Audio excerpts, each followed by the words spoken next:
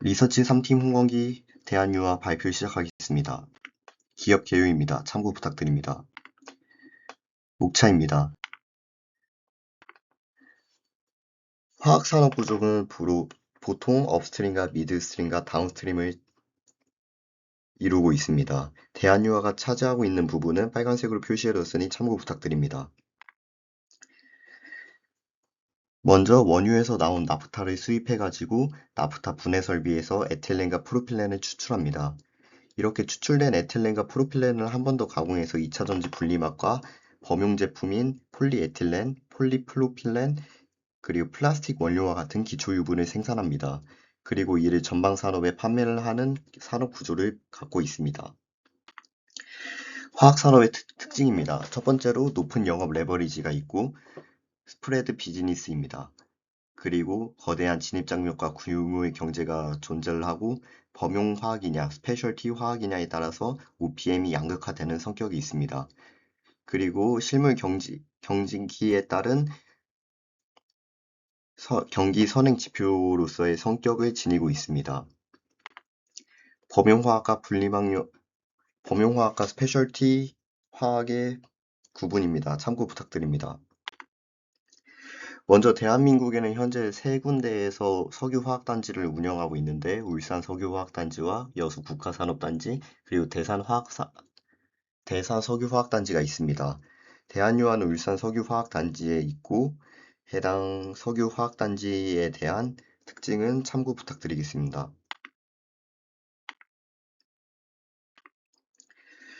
먼저 중국의 화학 총공세 때문에 2022년부터 한국 화학 산업이 안 좋아지기 시작했습니다. 2025년 기준으로 중국의 에틸렌 생산 능력은 약 6천만 톤으로 한국의 약 4.7배에 달합니다. 우리나라는 원래 중국에 공급을 하면서 화학 산업을 키웠습니다.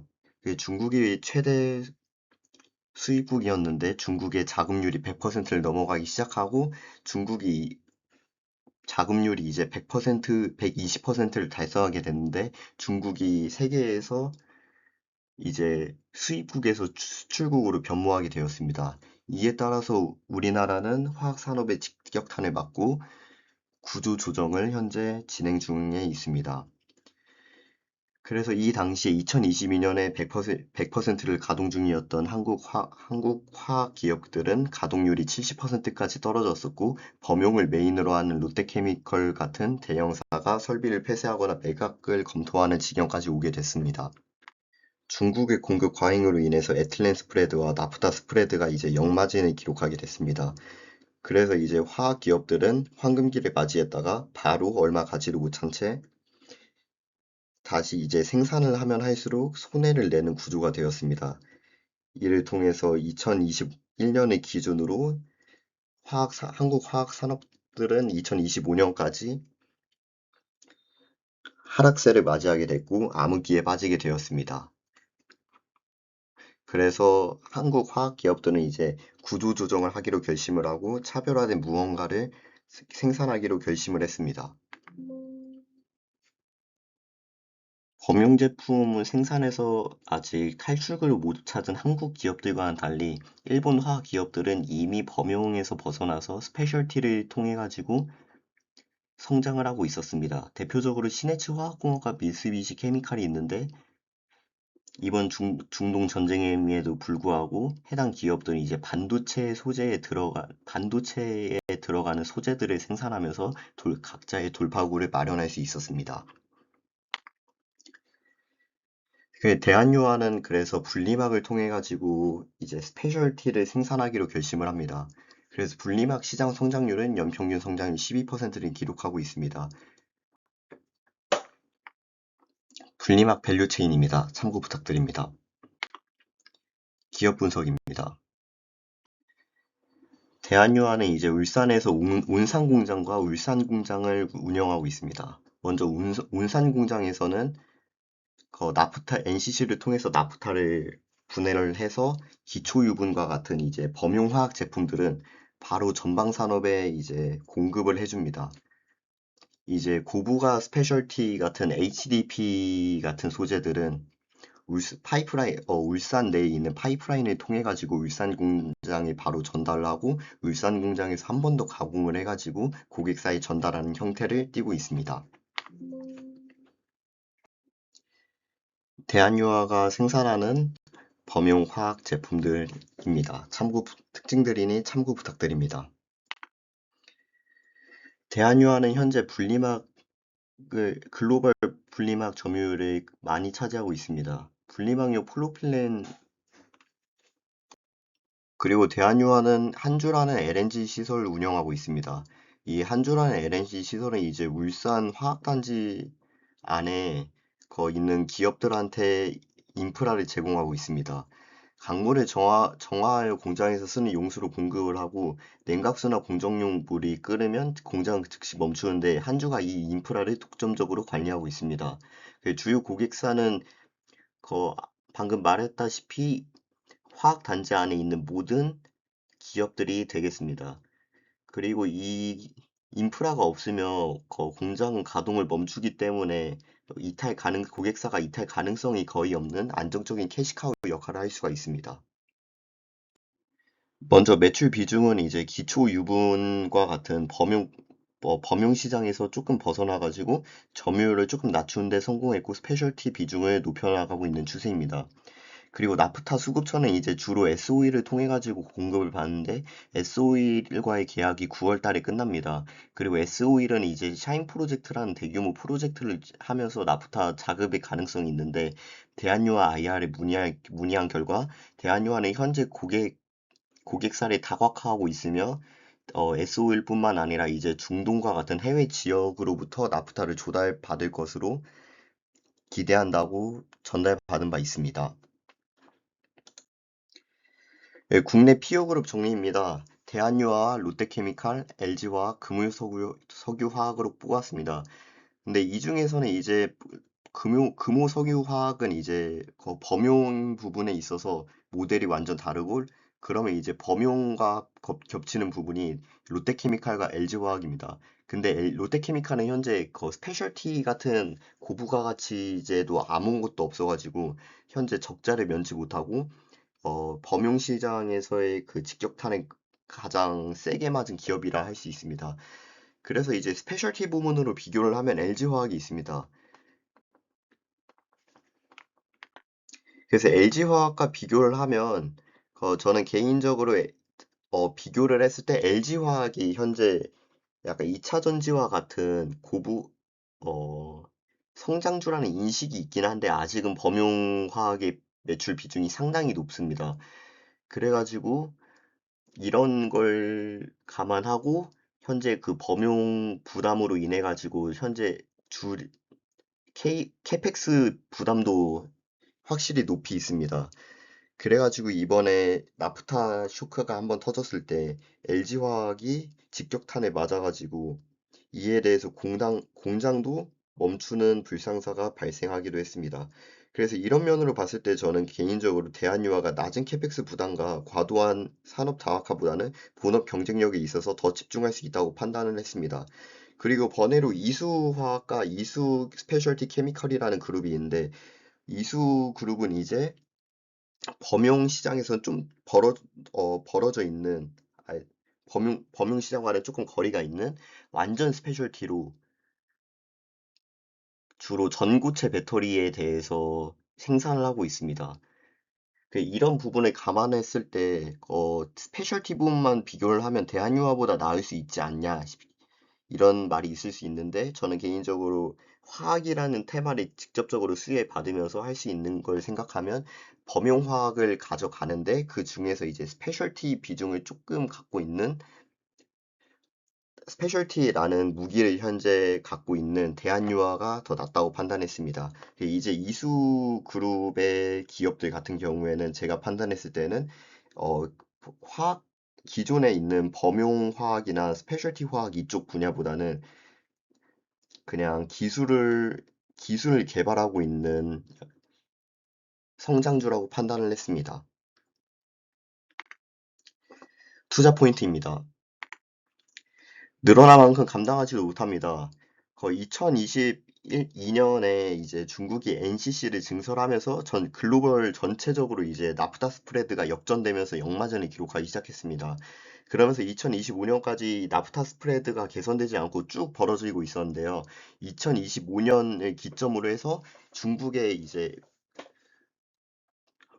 글로벌 공장 증설 사이클이 끝나면서 중국도 이제 화학 분야 구조 조정을 시작하겠습니다. 이러면서 이제 나프타 스프레드가 개선이 일어났고 이에 따라서 화, 화학 테마가 반등을 하는 모습을 볼 수가 있었습니다. 그래서 저는 이에 따라 가지고 늘어난 만큼 감당하지도 못한다는 이 말을 중국의 화학 재편과 글로벌 공장 폐쇄 사이클과 맞물려 있다고 생각했습니다.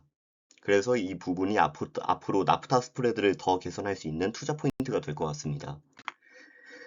그리고 대한유한이 이제 분리막으로 승부를 봅니다. 산업 패러다임이 변화하면서 과거에는 화학 산업이 얼마나 많이 찍어내느냐에 범용화학 싸움을 했다면 앞으로는 기술력을 활용해서 얼마나 대체 불가능한 기술을 보여줄 것이냐 이렇게 볼 수 있는 스페셜티의 싸움이 될 것으로 기대합니다.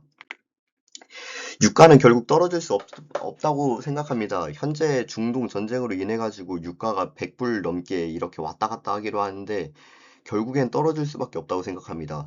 첫 번째로 UAE의 오펙 탈퇴가 있습니다. UAE는 현재 500만 배럴 이상의 생산 능력을 갖추고 있으나 사우디 주도의 감산 쿼터에 묶여 있습니다.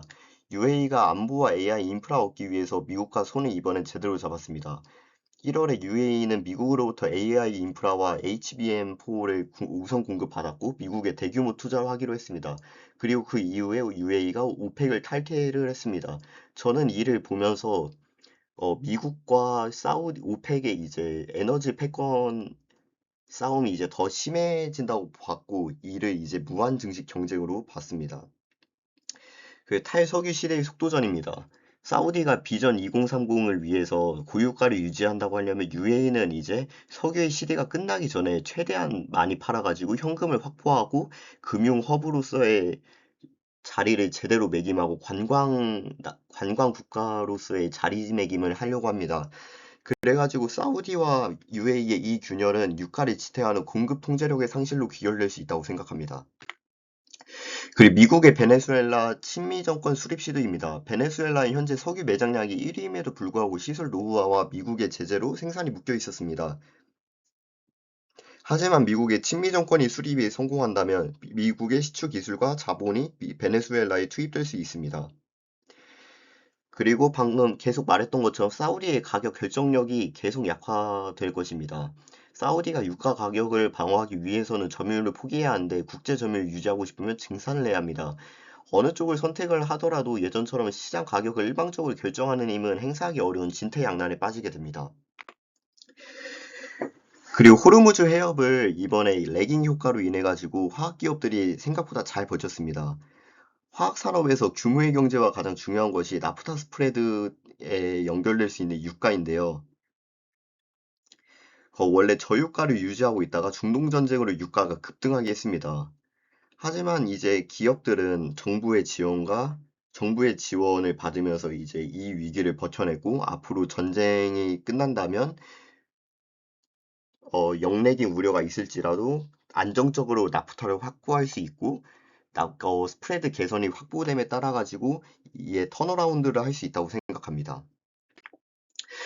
그리고 아까 말한 것처럼 중국 공급 확대의 한계와 부작용입니다. 중국 내에서도 수요가 현재 따라오지 못합니다. 그래가지고 이제 중국 정부도 이를 인지하고 화학기업들한테 구조조정을 요청을 했고 이에 따라서 구조조정을 진행하고 있습니다. 그래도 규모의 경제가 있긴 있는데 예전보단 많이 약해졌습니다. 예전에는 중국이 이제 찍으면 찍을수록 돈을 찍어낼 수가 있었는데 이제는 그러지 못합니다. 그 중국뿐만 아니라 전 세계적으로도 마찬가지입니다. 이는 이제 글로벌 공장 폐쇄 사이클과 연결될 수 있다고 볼 수가 있습니다. 그리고 이미 화학 시장에는 이 많은 리스크들이 적용이 됐습니다. 샤인 프로젝트는 2023년에 호르무즈 해협은 이제 3월 초에 봉쇄가 되었고 중국발 공급 과잉은 2022년, 나프타 스프레드는 22년부터 역마진이 되었습니다. 주요 악재들이 이미 수년간 시장에 노출되어 왔으며 현재 밸류에이션의 상당 부분 반영된 상태로 판단됩니다. 시장은 이미 최악을 오랫동안 반영했고 이제 중요한 것은 새로운 악재보다 공급 과잉 사이클 이후 누가 살아남는가라고 저는 생각합니다. 압도적인 분리막 소재 경쟁력이 있습니다. 이는 현재 어느 기업도 대한유화의 기술에 따라오지 못한다는 점을 저는 또 투자 포인트로 뽑고 싶습니다. 중국의 분리막 증설 중단도 이제 투자 포인트가 될 수 있겠습니다. 2025년에 중국은 이제 분리막 증설 중단으로 인해 가지고 공급 과잉에 대한 우려가 없어졌습니다. 글로벌 시장 점유율을 안정적으로 유지하면서 더 확보할 수 있을 것이라고 저는 예상합니다. 리스크입니다. SOL의 샤인 프로젝트입니다. 리스크 포인트로는 이제 공급 과잉 심화 가능성과 나프타 스프레드 회복 지연 가능성입니다. 네, 나프타 스프레드 회복이 지연되면 이는 수익으로 이제 직결하니까 제가 생각하는 턴어라운드 시점보다 더 늦춰질 수 있다는 점은 분명 리스크입니다. 하지만 긍정적인 포인트로는 범용 영역에서는 경쟁할 수 있지만 스페셜티 영역에서는 충돌할 가능성이 없다는 점입니다. 그리고 일산 클러스터 강화가 더 높아질 수도 있고 오히려 역설적으로 나프타 조달을 더 직접적으로 받기 쉬워질 수도 있다는 장점이 있습니다. 그리고 시클리컬 산업이라는 화학 산업의 구조에 있습니다. 그리고 저유가 속에서 나프타 스프레드 개선 가능성인데 저유가와는 무관하게 나프타 스프레드와 유가는 현재 괴리가 있습니다.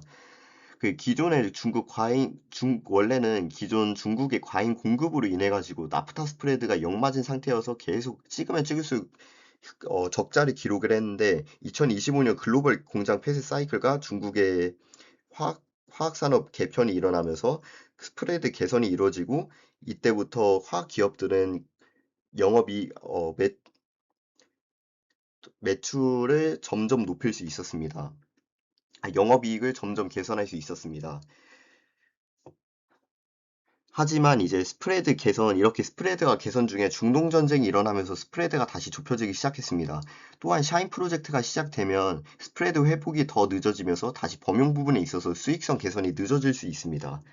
따라서 업황 회복 사이클이 계속 지연되면서 실질적인 턴어라운드는 기대하기 힘들 수도 있다는 리스크가 있습니다. 전고체 배터리의 등장입니다. 전고체 배터리는 이제 액체 전해질 대신에 고체 전해질을 사용해가지고 분리막 필요가 없다는 장점이 있습니다. 그래서 만약에 전고체 배터리가 완벽하게 상용화가 된다면 분리막은 더 이상 필요가 없어지게 되므로 대한유화의 이에 있어서는 굉장히 큰 리스크가 될 것입니다. 하지만 전고체 배터리도 계속 상용화 시점이 점점 늦어지고 있고 현재 그 원가에 대한 부담을 지우지 못해가지고 전고체 배터리가 쓰인더라도 극히 일부 프리미엄 차량에만 쓰일 것으로 예상을 합니다. 그리고 상용화 시점은 현재 점점 늦어지고 있다는 점을 통해 가지고 저는 대한유화에는 현재 중장기적으로는 큰 영향은 없을 것으로 판단하고 있습니다.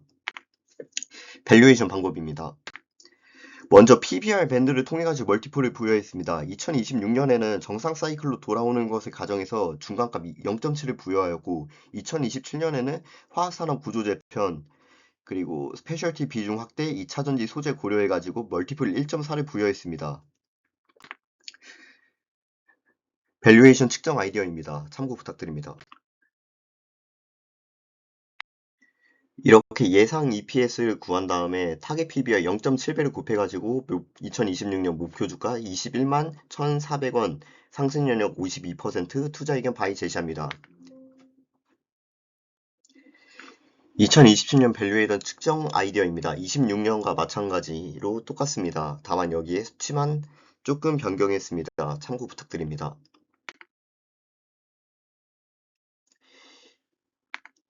이렇게 해가지고 예상 BPS 31만 8천원, 타겟 PBR 1.4배 적용해가지고 목표 주가 44만 5,200원, 상승 여력 221%, 투자 의견 바이 제시합니다.